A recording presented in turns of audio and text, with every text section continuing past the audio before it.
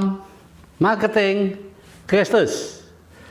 Para pengusaha, para marketing yang dikasihi Tuhan, kita masih sama-sama akan belajar bagaimana tema bekerja bersama Kristus. Tema bulan ini terus yaitu bekerja bersama Kristus.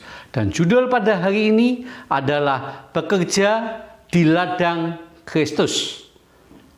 Kita lihat cerita ilustrasi di dalam Alkitab. Bagaimana Yesus mengumpamakan dia sebagai sang pemilik kebun anggur. Dia membutuhkan karyawan dan dia akhirnya mencari karyawan, dan ada karyawan yang pagi-pagi dia bekerja, dia datang melamar pada Tuhan, dan akhirnya singkat cerita di dalam pembicaraan itu kesepakatan mereka, akhirnya dia bekerja selama upahnya selama 1 hari 1 dinar.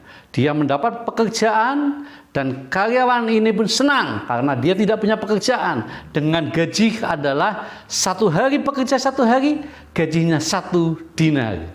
Dan dia mulai bekerja. Pengusaha melihat bahwa kalau dikerjakan oleh dia masih kurang karena lahan kebun anggur yang sangat luas. Akhirnya pengusaha ini dia keluar dan dia di jalan, dia lihat itu ada orang yang sedang menganggur juga. Dan akhirnya orang itu juga dipanggil dan dia katakan, "Ayo, kamu bekerja di tempat saya saja." Pada saat yang penerima yang kedua itulah pukul 9 pagi. Dia pun juga bekerja dengan senang hati dan dengan upahnya yang sama, yaitu 1 dinar. Dan yang ketiga adalah pada saat pengusaha melihat karyawannya masih kurang ini. Dia jam 12 siang, dia berjumpa lagi dengan karyawan yang lain, dan dia yang ada personel yang sedang nganggur, dia katakan, "Ayo bekerja sama saya." Dan orang tersebut mau, dia bekerja mulai dari jam 12 siang, dia bekerja di dalam ladangnya kebun anggur itu. Dan dengan upah yang sama yaitu 1 dinar. Dan jam 3 petang, tuannya keluar dan dia melihat ada orang yang sedang tidak bekerja. Dia orang yang sedang nganggur saja. Itu pun melihat ladangnya yang masih luas. Maka dia katakan, "Mari engkau yang saat ini tidak punya pekerjaan, mari bekerja sama saya, masuk untuk kerja di ladang anggur saya." Orang itu dengan senang sekali dia bekerja di ladang, di tempat orang tuannya bekerja itu, tempat tuannya, dengan upah 1 dinar 1 hari. Dan apa yang terjadi? Pada jam 5 petang, dia berjalan keluar, dia melihat masih ada banyak orang, masih ada orang-orang yang tidak ada pekerjaan, nganggur istilahnya, dan dia katakan, "Kamu daripada nganggur lebih baik bekerja pada saya." Orang itu pun akhirnya mau bekerja, padahal sejam kerja adalah sampai jam 6. Berarti dia hanya bekerja 1 jam, namun upahnya juga sama 1 dinar. Setelah mereka selesai bekerja, maka mereka bersiap untuk menerima gajian. Dan yang dipanggil pertama kali adalah orang yang bekerja cuma 1 jam tadi. Yang mulai masuknya jam 5 sore tadi. Dia dikasih gaji 1 dinar. Demikian juga yang jam 3, 1 dinar. Pada saat itu orang yang bekerja awal-awal, yang bekerja pagi hari dan yang bekerja jam 9 dan sebagainya, dia berpikir bahwa kalau yang bekerja jam 5 sore saja, atau yang bekerja hanya 1 jam saja, dikasih 1 dinar, saya pasti dikasih lebih. Dia terlalu percaya dengan keyakinannya dia. Tapi apa yang terjadi? Pada saat dia menerima gaji itu, dia mendapat upah yang sama, 1 dinar. Dia protes karyawan ini. Nggak bisa.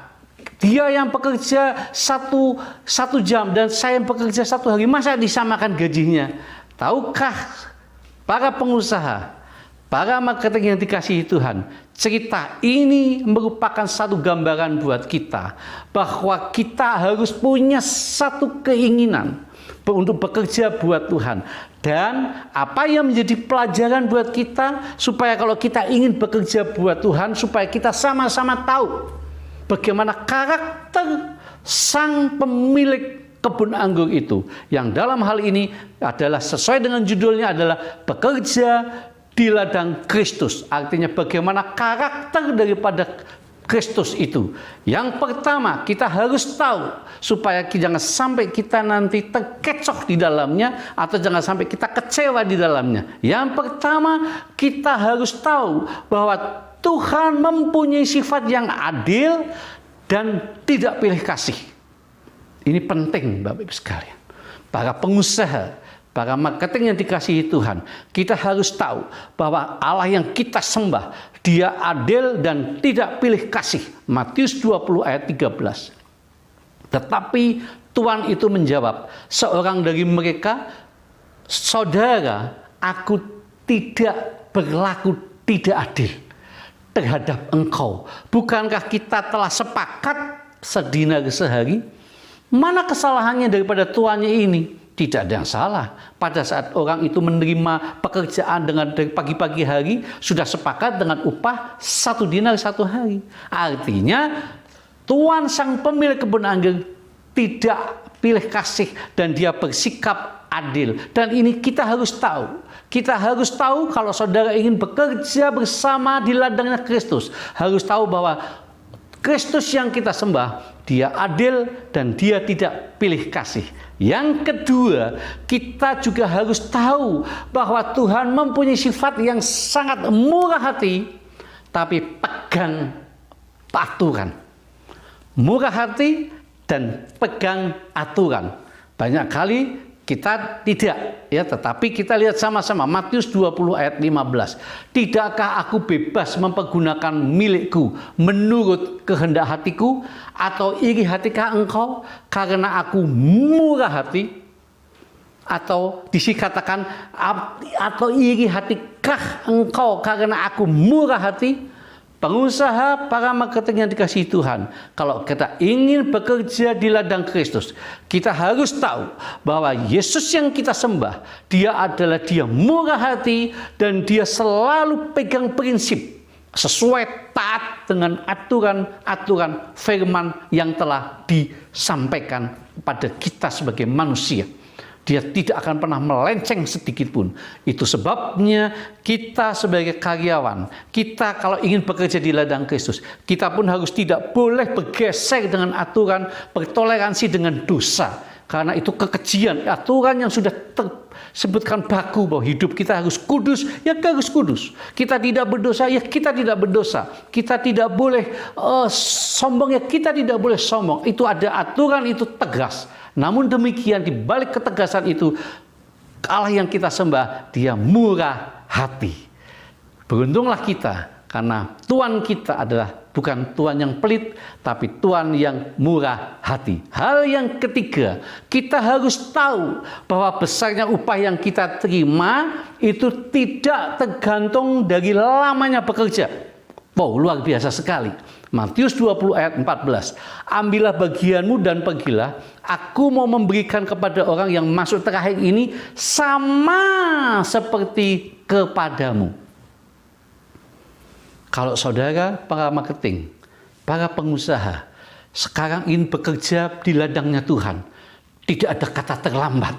Karena upah yang kita terima itu sama dengan yang bekerja puluhan tahun yang lalu, yang kan bekerja yang 5 tahun yang lalu, dengan pekerja yang 4 tahun yang lalu.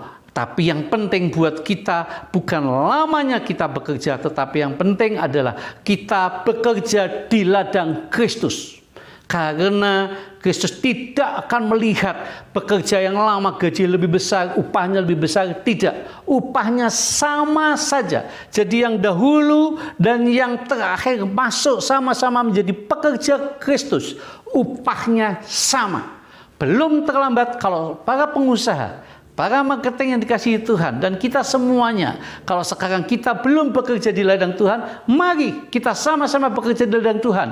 Tidak ada kata terlambat, karena upah yang kita terima besarnya sama. Karena Tuhan yang kita sembah itu adalah adil dan murah hati. Dan yang keempat, kita juga harus tahu bahwa Tuhan yang mempunyai otoritas, karena kita hanya seorang hamba. Matius 20 ayat 15. Tidakkah aku bebas mempergunakan milikku menurut kehendakku? Ayat ini ungkapan dari sang tuan yang disampaikan manakala melihat protes karyawan yang protes itu tadi. Dia katakan, bukankah aku bebas mempergunakan milikku menurut kehendak hatiku? Iya betul, karena Yesus yang kita sembah, Dia Tuhan di atas segala Tuhan. Dan Dia yang mempunyai pekerjaan itu, Dia yang mempunyai ladang itu. Dan ladang mulai mengundang begitu luar biasa, pekerjaannya sedikit. Mari kita mulai bekerja buat Tuhan, karena kita sudah tahu bahwa bekerja kita semuanya ini, Tuhan akan memberikan upah, dan Dia punya satu otoritas untuk memberikan upah itu kepada kita.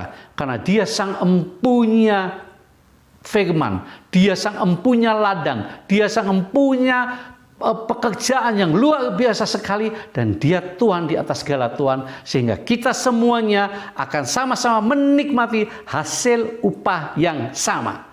Itu sebabnya pada hari ini, kalau kita sama-sama punya satu keinginan, punya satu tekad, kita akan bekerja di ladang Kristus, maka kita harus punya pengertian. Yang pertama, kita harus tahu bahwa Tuhan yang mempunyai sifat yang adil dan tidak pilih kasih. Dan yang kedua, kita pun harus tahu bahwa Tuhan mempunyai sifat yang sangat murah hati, tapi pegang aturan.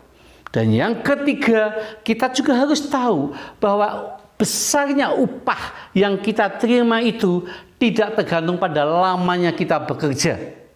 Mau berapa lama itu sama saja. Dan yang keempat atau yang terakhir, kita pun harus tahu bahwa Tuhanlah yang mempunyai otoritas ada di tangan Dia, dan kita hanyalah seorang hamba. Kalau kita bicara seorang hamba, maka kita siap diperintah oleh Tuhan kita. Selamat kita bertemu dan bekerja di ladang Tuhan atau di ladang Kristus. Kita akan jumpa lagi di episode yang berikutnya.